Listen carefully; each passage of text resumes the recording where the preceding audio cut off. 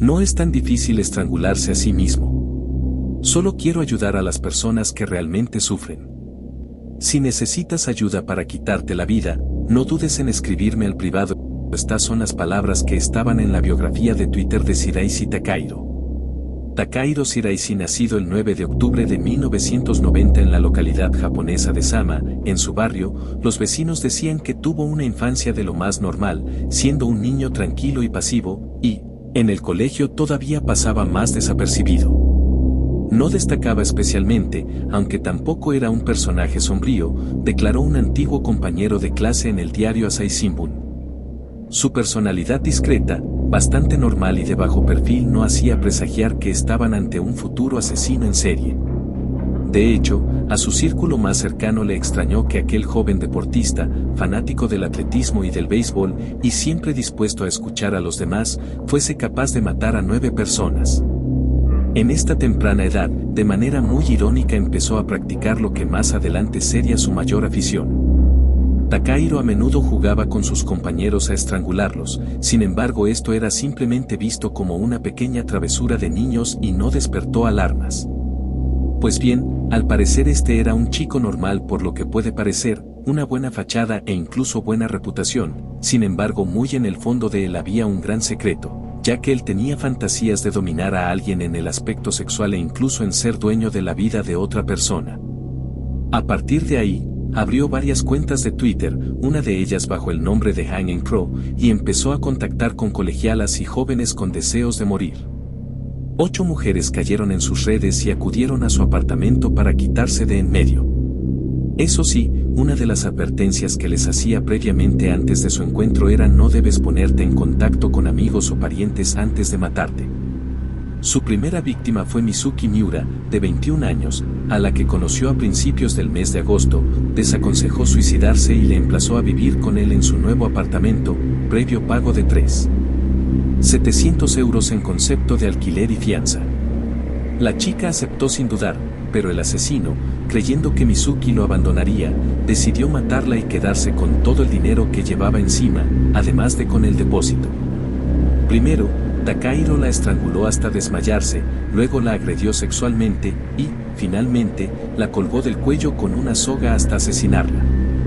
Después, buscó en foros de internet cómo mutilar cuerpos y compró herramientas, tales como un cuchillo de carnicero y una sierra, para desmembrar el cadáver en la bañera. Una vez terminado el proceso, el joven tiró algunas partes a la basura y ocultó otras en una nevera portátil, que cubrió con arena de gato para disimular el fuerte hedor. Por eso empleó este mismo modus operandi con 8 de las 9 víctimas asesinadas, con edades comprendidas entre 15 y 25 años. La novena víctima resultó ser un varón de 20 años, Sogo Nishinaka, pareja de una de las desaparecidas, que acudió al apartamento de Takahiro en cuanto la chica no regresó. Tan pronto como el muchacho cruzó el umbral de la puerta, el asesino se le echó encima, lo estranguló y, valiéndose de ese desmayo, lo subió al techo con la soga para ahorcarlo del mismo modo que a las féminas. A finales de septiembre de 2017, Aiko Tamura, de 23 años, publicó un estremecedor mensaje en Twitter en el que buscaba a alguien con quien quitarse la vida. El asesino contestó de inmediato con un "muramos juntos". La joven sería asesinada días más tarde mediante el mismo protocolo sanguinario ideado por Takahiro, sin embargo en esta ocasión algo cambiaría, ya que había alguien buscando a Aiko, en este caso su hermano, quien no pararía hasta encontrarla. Aunque el chico interpuso una denuncia por desaparición en la policía, también inició una investigación paralela para encontrarla. Recabó información a través de Twitter usando la cuenta y contraseña de su hermana y dio con una chica que afirmó conocer al hombre con el que hablaba su hermana. El hermano explicó este hallazgo a las autoridades y se inició una operación de vigilancia. Para ello, la chica accedió a citarse con el sospechoso en un lugar público, la estación de Machida, y bajo supervisión policial. Jamás acudió a su encuentro, ella solo actuó de cebo para cazar al criminal. Takahiro llegó a la hora indicada en la estación y, ante el plantón de su cita, decidió regresar a casa. Mientras tanto, un operativo policial lo mantenía controlado a cierta distancia, así que en cuanto llegó al domicilio, varios agentes llamaron a su puerta y le pidieron explicaciones sobre el paradero de Aiko. El asesino, pillado infraganti, respondió señalando un congelador. Al abrirlo, los oficiales hicieron un dantesco descubrimiento, restos de cuerpos desmembrados. La mañana del 31 de octubre, día de Halloween, el terror se encontraba en cada esquina de aquel pequeño apartamento de Sama. Durante los registros realizados, la policía localizó 9 cuerpos desmembrados con hasta 240 partes de huesos, además de tijeras, cuchillos, una sierra y herramientas para trabajar la madera. Pese al insoportable olor que se respiraba en aquella estancia, los vecinos nunca pensaron que allí se había cometido un crimen, sino que se trataba de carne en mal estado. Una vez detenido, el asesino de Twitter confesó a los detectives el móvil de sus crímenes: lo hice para agredir sexualmente a las mujeres y robarles dinero. También explicó si conocía a estas personas y cuando las asesinó, hubo personas a las que maté sin saber sus nombres. Los maté a todos el día que los conocí. En cuanto a por qué decidió almacenar los cadáveres en su casa, Takahiro aseguró que no podía tirarlos los cuerpos por temor a ser atrapado. Su motivación en cada crimen era ocultar pruebas de sus robos y agresiones sexuales. De hecho, Takahiro no tenía ninguna intención de suicidarse en absoluto, eso solo lo utilizó como excusa para captar a sus víctimas. Si bien, también dejó claro que ninguna de las víctimas quería morir en realidad. El 1 de octubre, Takahiro afirmó ser culpable de todos los delitos que le imputaron.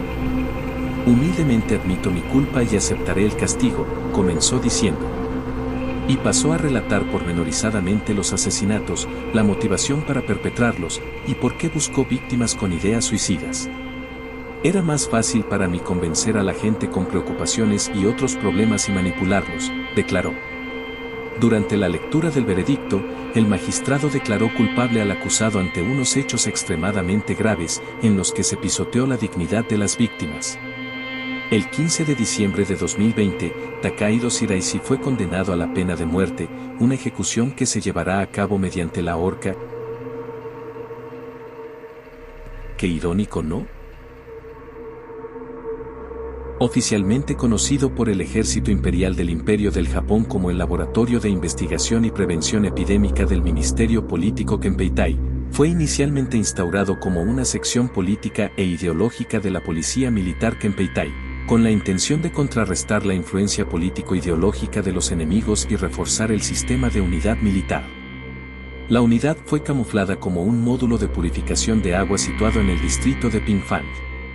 Ojo, solo fue camuflado, ya que dentro de este recinto ocurrían a diario los peores actos que se le podía hacer a cualquier ser vivo. Dentro del tal se encontraban incautivos desde prisioneros de guerra, soldados desertores, ancianos, niños e incluso mujeres embarazadas. Creo que las palabras para poder describir lo brutal y despiadado que fue esta división se queda corta, son miles las historias de lo que pasaba dentro de esos edificios. Sin embargo, entre los murmullos se llegaron a escuchar muchas cosas que dejaron perplejo hasta al mayor de los psicópatas.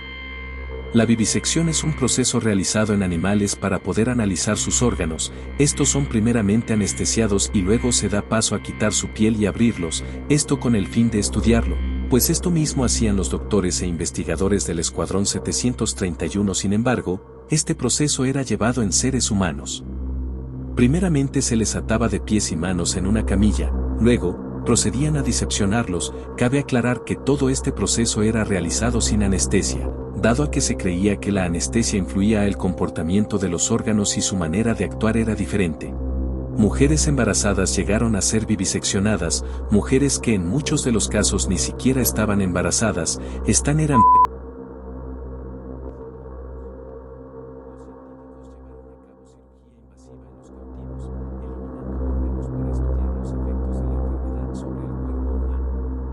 Estas fueron practicadas mientras los pacientes estaban vivos, porque se creía que el proceso de descomposición afectaría los resultados.